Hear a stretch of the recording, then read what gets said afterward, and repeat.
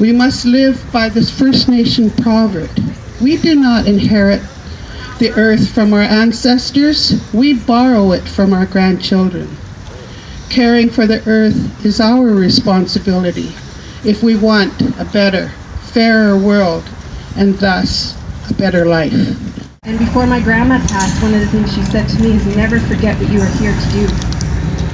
Protect the land, speak for the land, and that's what I'm doing today. And I do honor all of the things that are happening, and I support Chief Spence and her hunger strike, and we need to speak up for her as well.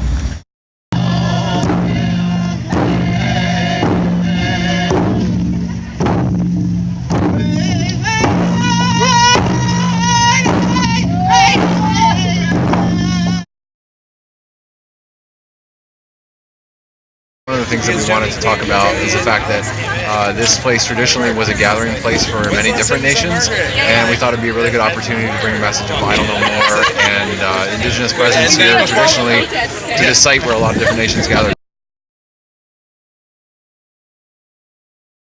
For me, and again, I mean, I think it means a lot of different things to a lot of different people. For me, this is about a long-term Indigenous resurgence movement, and that to me means the rehabilitation and revitalization of our people and our cultures and our nations, and longer term working to reestablish those traditional relationships between our people, between Native and non-Native peoples. And I think what we're seeing now is the very beginning of that.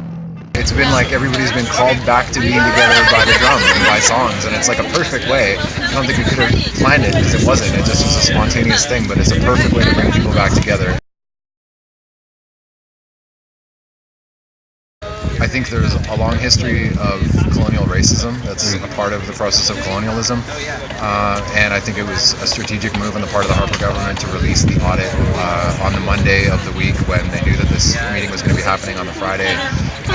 I consider it part of a politics of distraction. It's like trying to focus on this tiny piece of the puzzle, which is supposed to be now this question of financial accountability in the community of Attawapiskat, which itself is a product of the work of colonialism to get the community in the state that it is. I think that the misread of that, specifically with her, is this is not about her being an elected AFN chief to represent the nation.